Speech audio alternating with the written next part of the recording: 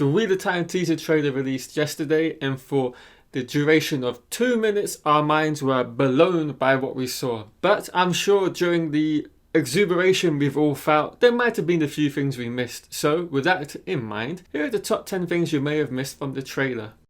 Number 10. Mat is dicing with Rand Perrin in the Rhine Spring Inn.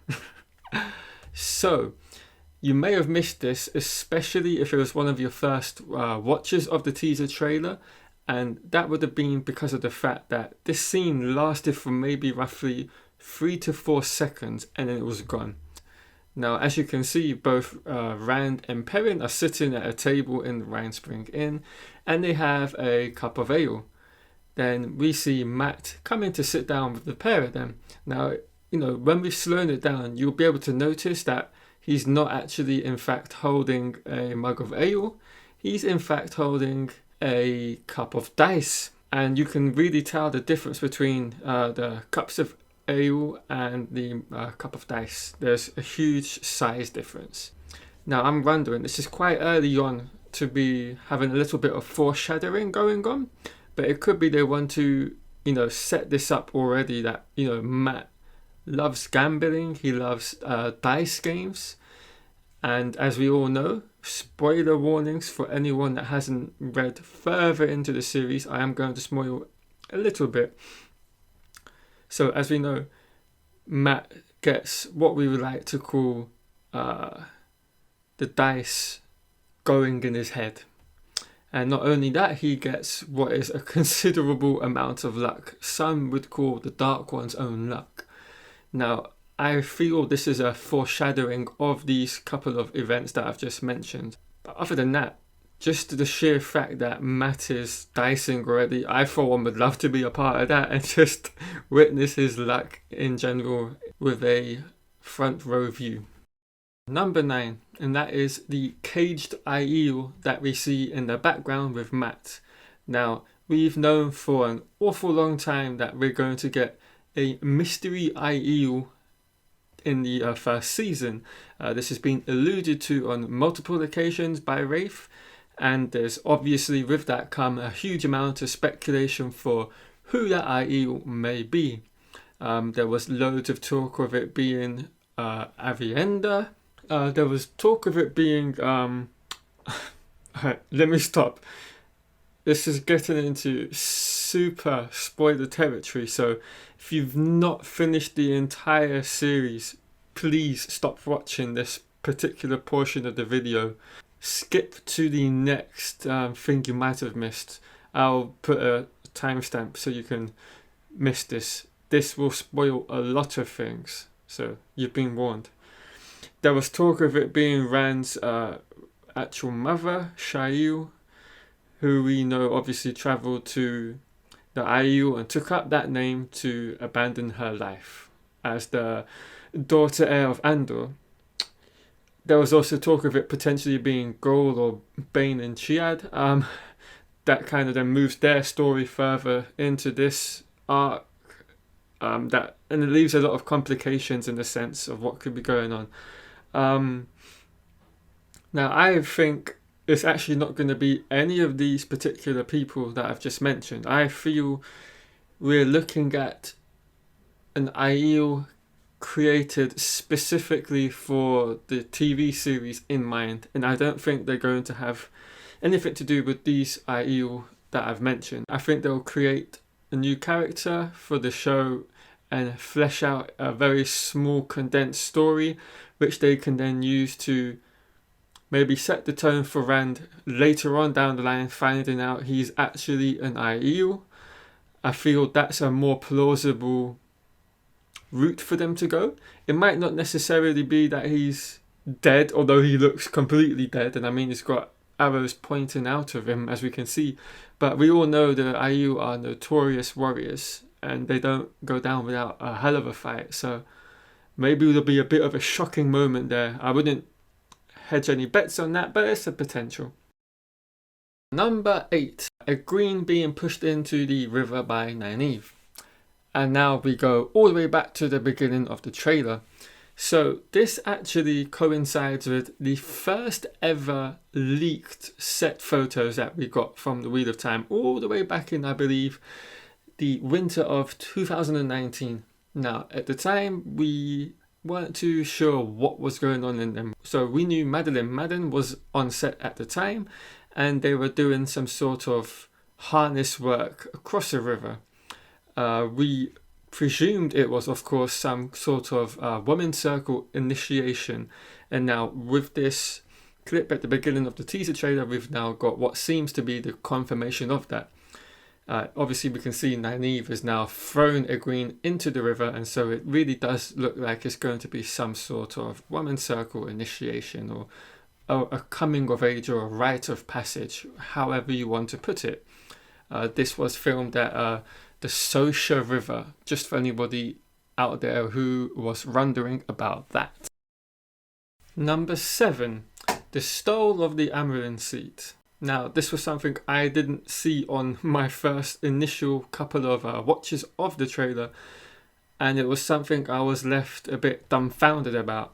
But Siobhan Sanche is indeed, of course, wearing the stole of the Amyrlin Seat, but more specifically, what I meant by that was I couldn't see all of the 7 Ajah colours represented on it.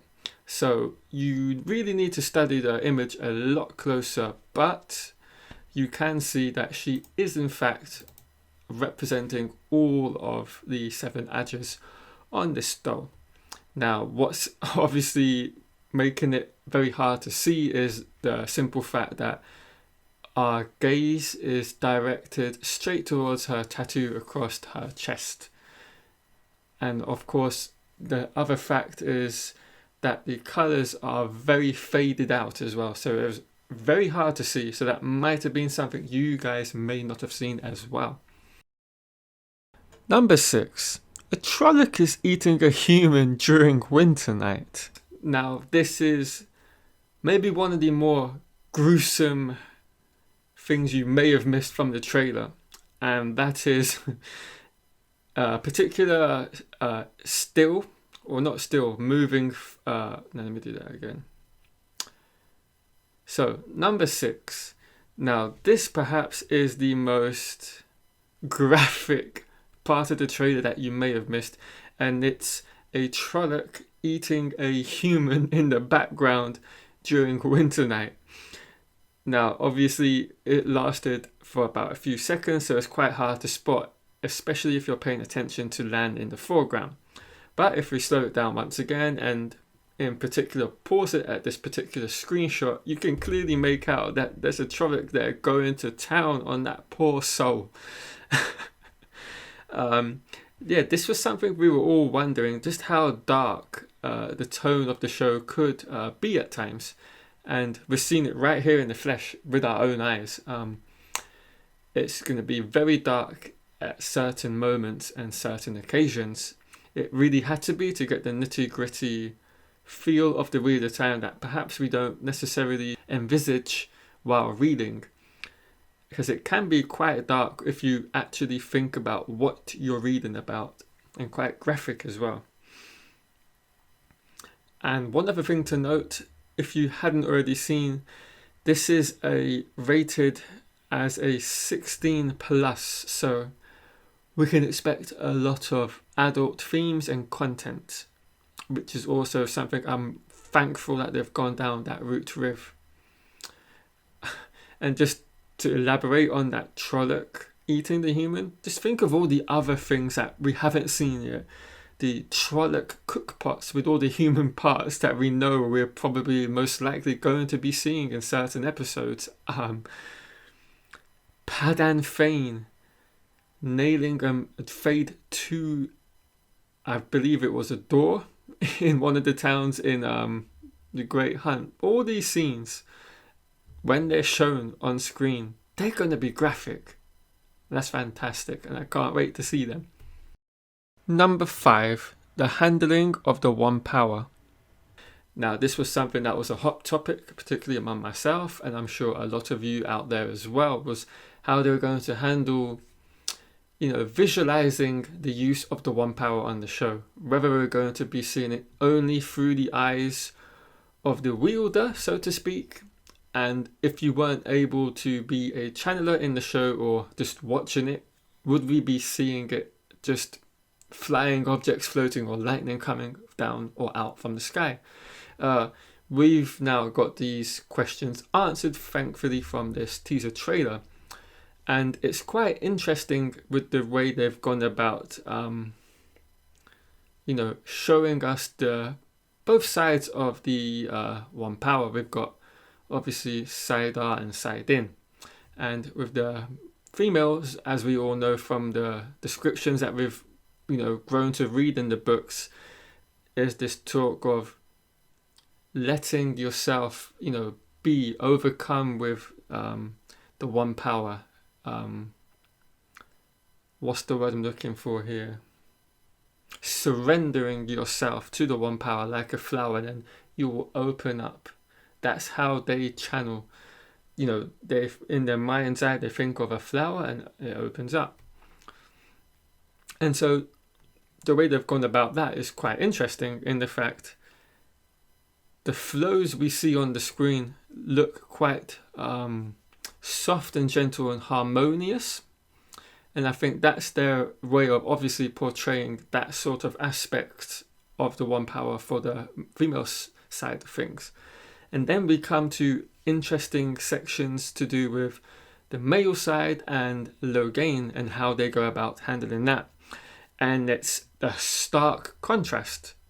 And if you see this close-up of Logain while he's channeling, he looks ill. His face is covered with all these lines.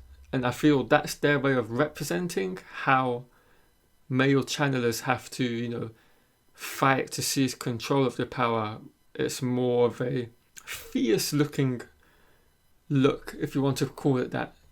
It's the complete opposite of what we've seen with the Aes Sedai. Number 4. The green Ajah battle armour. We can see that through some of the very small pieces of armour on her body. This was something I alluded to on the Dusty Reel a few weeks ago when we first got these promotional stills from EW. It was a lot harder to make out, but now we've got a fantastic clear image to see it in all its glory. As I mentioned at the time, I wasn't expecting to see tons of armour. It was more along the lines of having them in the vital areas of the human body. And that's what they've gone. She's wearing braces, which is something I picked out on. I thought it's definitely something she's wearing.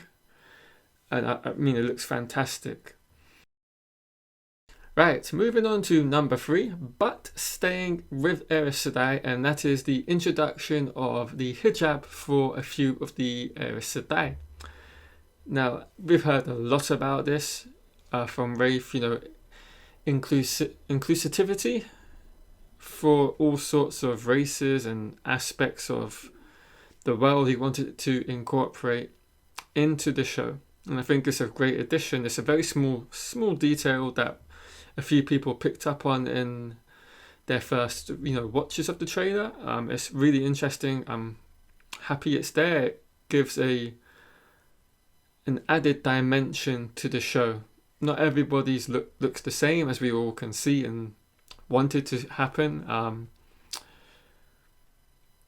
it also helps to differentiate between all the nations that we're going to see. Each nation is going to have different aspects, different customs, different ways of talking, different dialects, I'm sure, and just different, dresses and what's the last word here I'm looking for? And just a different culture, and that's going to, add to the diversity of the show, but also the realness as well. We're not going to be seeing just 10 different shades of white, shall we say. We're going to see loads of different colours on the screen and loads of different races being represented from across the globe, which I think is fantastic. Right, on to number 2, and that is Logain has killed an Aes Sedai within the trailer without us seeing it necessarily. So it's quite interesting with the way they've cut and pieced this trailer together. They've used a lot of shots from the same scenes, but they've spread it out across the 2-minute span of this trailer to chop and change and make it look fresh and from different scenes. But if we piece together all the little pieces that actually fit, we can start to see a narrative and a story unfold. And that's very much the case with what I'm going to be talking about, with Logain having killed one of the Aes Sedai. So we begin at the beginning of this teaser trailer with Peter Frandsen as Stepin, and you can see that he's crying over what obviously looks to be the loss of his Aes Sedai, Corrine Lagashi, as he is holding her great serpent ring as well. Now, this leads to a lot of speculation on my behalf, but I believe it to be true. So, as I said, we see him crying in white funeral ceremonial gear, and he's holding an Aes Sedai ring. Moving forward, quite deep into the trailer, we see our first shot of Logain channeling the One Power, and then we see a much more wide span shot of the interior of where he's held captive, and he's used the One Power against two Aes Sedai who are sitting guard with him, on him I should say.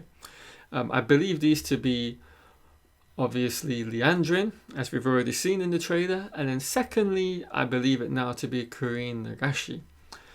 We see her get flung into a rock to the side of her, and then later on again into the trailer we see that a new scene from that is being shown, and now Moraine and Lan are in this cave as well. That's again something new which doesn't happen in the books, as we all know, and so this is leading to lots of different thoughts and theories about what's going on, how the plot and the story is going to be progressing in season 1.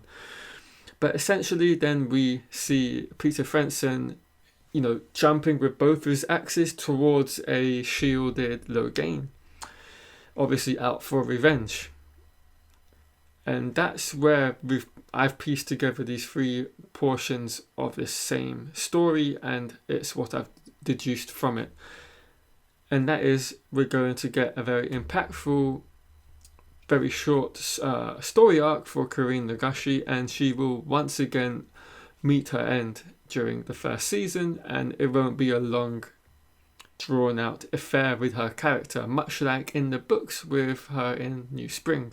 Of course, they've moved her up into the Eye of the World's time frame to accommodate her for the show, as she's got a lot of interesting aspects that we might be pulling on for their first season. And the final thing you may have missed is the capturing party of Logains.